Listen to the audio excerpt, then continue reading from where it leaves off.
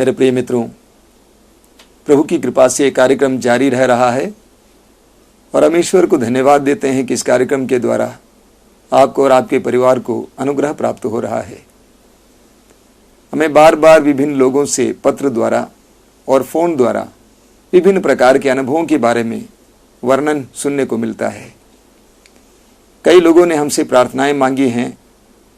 मैं आपको आश्वासन देना चाहता हूं कि मातृधाम आश्रम में आप सबके लिए निरंतर प्रार्थना चल रही है। प्रभु हम में से किसी को भी नहीं छोड़ता है, वो हमें नहीं त्यागता है, वो हमको प्यार करता है, वो अपने बच्चों को भुला नहीं सकता है। इस्यास नबी के ग्रंथ में प्रभु कहते हैं, क्या एक स्त्री अपने दूध मुहे बच्चे को भुला सकती है? क्या वो अपने गर्भ के फल पर तरस नहीं खाएगी? यदि वो भुला भी दे, मैं तुम्हें नहीं भुलाऊंगा। ईश्वर आपको और हमें नहीं भूल सकता है। He can't forget us। मैं आपसे अनुरोध करूंगा कि प्रार्थना में और गहराई की ओर उतरें, विश्वास को दृढ़ बनाते जाएं और प्रभु पर भरोसा रखते हुए अपने जीवन में आगे बढ़ते जाएं। आज के इस युग में मनुष्य बहुत ज्यादा ही व्यस्त है। व्यस्तता, तीव्र गति और मानसिक तनाव आज के मनुष्य की पहचान हो गया है। पुराने जमाने में हमारे पुरखे सीमित संसाधनों और सीमित सुविधाओं में जीवन जीते थे, लेकिन बड़े खुश थे, शांत थे, चैन में थे। लेकिन आज हम बहुत ज्यादा ही व्यस्त हैं। अपने लिए समय नहीं है, दूसरों के लिए समय नहीं है, किसी के पास समय नहीं है, सभी व्यस्त हैं। निर्गमन ग्रंथ में हमें पढ़ने को मिलता है कि इस्राएली जनता मिस्र की गुलामी से बचकर स्वदेश की ओर जा रही थी।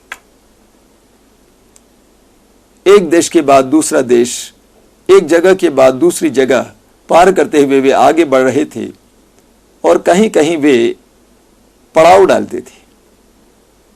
निर्गमन ग्रंथ के अध्याय 33 उसके वाक्य 7 से 11 तक हम पढ़ते हैं कि जहां कहीं भी इस्राएली जनता पड़ाव डालती थी, तंबू खड़ा करती थी, मूसा उन तंबुओं से कुछ दूर एक छोटा सा तंबू खड़ा करता था। जानवरों की आवाज से दूर, बच्चों की आवाज से दूर, लोगों के कोलाहल से दूर, अकेले में एक छोटा सा तंबू जिसका नाम मूसा ने दर्शन कक्ष रखा। और जब भी उनको ईश्वर से परामर्श लेना था तो मूसा नबी उस दर्शन कक्ष में जाया करता था। जब मूसा उस दर्शन कक्ष में जाया करता था, वचन हमें बताता है कि लोग अपने अपने तंबुओं से बाहर निकलकर दूर से देखा करते थे। और लोगों ने देखा कि जब मूसा दर्शन कक्ष में प्रवेश कर चुका था, उस दर्शन कक्ष के द्वार पर बादल का खंबा खड़ा होता था। यानी मूसा को पूरी तरह से ईश्वर ने लोगों से अलग किया। और दर्शन कक्ष में क्या होता था? वचन में बताता है कि मूसा ईश्वर के सानिध्य में जिस तरह एक मित्र अपने मित्र से बात करता है, ईश्वर से वार्तालाप करता था। इस्राएली जनता की अगुवाई करते हुए उनको जितना बोझ महसूस होता था, दुख दर्द महसूस होता था, समस्याओं का अनुभव करता था, उन सारी बातों को वो प्रभु के सामने रखा करता था। यानी दर्शन कक्ष में मूसा नबी अपने जीवन के दर्द, पीड़ा, बोझ, समस्याओं को प्रभु के सामने उतारता था। और प्रभु ईश्वर ने मूसा से बातें की। वचन में हम पढ़ते हैं, ईश्वर ने मूसा से वायदा किया कि मैं तुम्हारे साथ रहूंगा, मैं तुम्हारा साथ नहीं छोड़ूंगा। कितनी सुंदर बात है मेरे प्रिय भाई और बहनों। आज के इस तीव्र गति के युग में हम सबको एक दर्शन कक्ष की जरूरत है। आज के जमाने में बहुत सारे लोग बहुत मानसिक तनाव में हैं। क्यों? क्योंकि जीवन के दुख, तकलीफ, पीड़ाओं को उतारने के लिए ईश्वर के सानिध्य में वे जाते नहीं हैं। हम सबको दर्शन कक्ष की जरूरत है। हम सबको प्रभु के सानिध्य की जरूरत है। हम सबको अपने जीवन की व्यस्तताओं से दूर हटकर ईश्वर के सानिध्य में बैठने की आवश्यकता है। हमें राजाओं के पहले ग्रंथ के अध्याय 18 में पढ़ने को मिलता है कि पूरे इस्राएल में अकाल पड़ा था, सूखा था, लोगों के पास खाने के लिए कुछ नहीं था, जल नहीं था, वर्षा नहीं हो रही थी।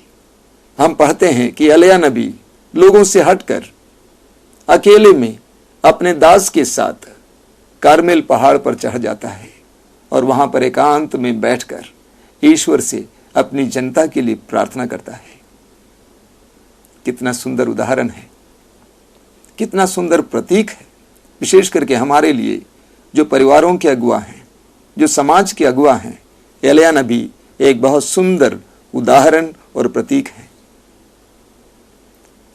उसी ग्रंथ के अर्थात राजाओं के पहले ग्रंथ के अध्याय 19 में हम पढ़ते हैं कि वही एलिय्याह नबी, उन्होंने झूठे नबियों को मरवा डाला था और इसलिए रानी इज़ाबेल उनके खून के लिए प्यासी होती है।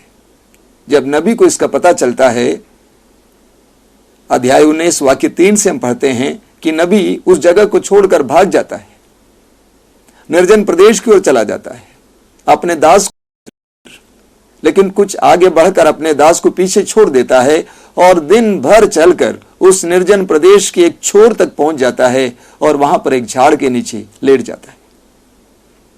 वहां पर लेटकर एकांत में वो ईश्वर से बातें करता है।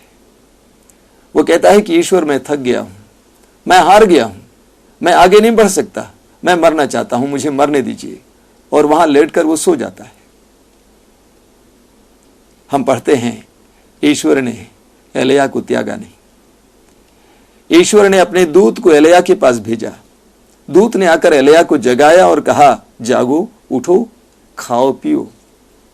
नबी एलिय्याह उस निर्जन प्रदेश में जल की और भोजन की उम्मीद नहीं कर सकता था, लेकिन ईश्वर ने वहां उसके लिए भोजन और जल का प्रबंध किया।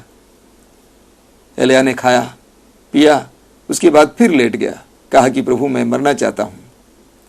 वो सो गया, लेकिन ईश्वर ने अपने दूत को फिर एक बार उसके पास भेजा, कहा कि जागो, खाओ पियो, तुम्हें आगे बढ़ना है।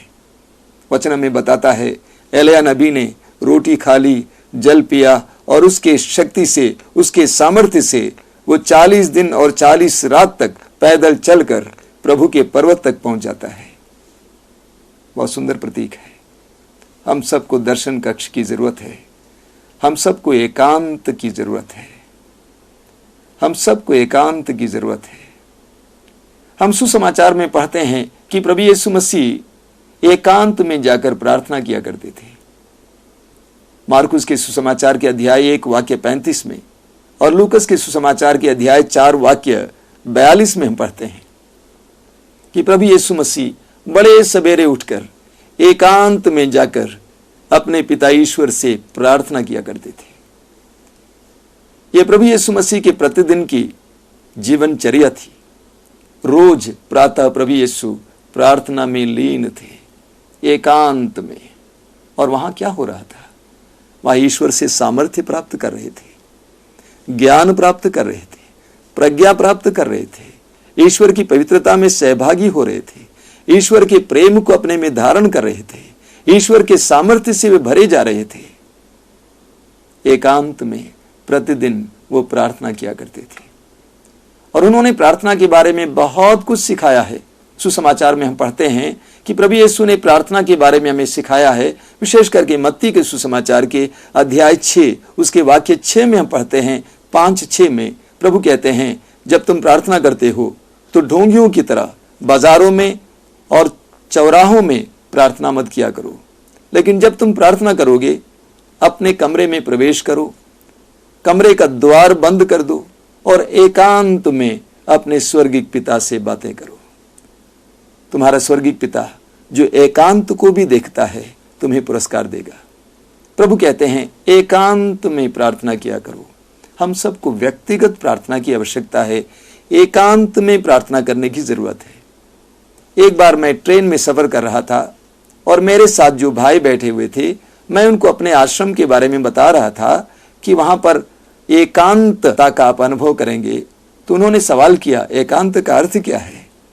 और उन्होंने स्वयं मुझे समझाया, एकांत का अर्थ है जहां एक का भी अंत होता है, यानी पूरी तरह से हम प्रभु में लीन हो जाते हैं। तो प्रभु यीशु ने हमें सिखाया एकांत में अपने पिता से प्रार्थना किया करो। हम सबको ऐसी प्रार्थना की जरूरत है। ईश्वर से सामर्थ्य प्राप्त करने की जरूरत है। ईश्वर के सामने अपने जीवन के बोझ, तकलीफ, पीड़ाओं को समर्पित करने की जरूरत है।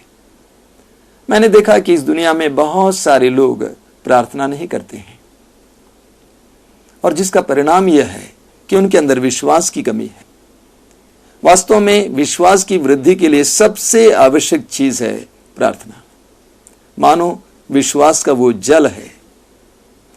जहां प्रार्थना है वहां विश्वास है, और जहां विश्वास है वहां आशा है, और जहां प्रार्थना नहीं है वहां विश्वास नहीं है, और जहां विश्वास नहीं है वहां आशा नहीं है, निराशा ही निराशा है। मेरे प्रिय मित्रों, व्यक्तिगत प्रार्थना के लिए हमें समय निकालना होगा। हम प्रभु यीशु मसीह के जीवन को ही फिर देखें। लूकस के सुसमाचार के अध्याय 6 उसके वाक्य 12 और 13 में पढ़ते हैं कि प्रभु यीशु उन दिनों रात भर प्रार्थना में बिताए, और सुबह होने पर उन्होंने अपने शिष्यों को बुलाया और उनमें से 12 को चुना, जिनको उन्होंने प्रेरित ठहराया। वचन हमें बताता है कि उन दिनों की खूबी क्या है?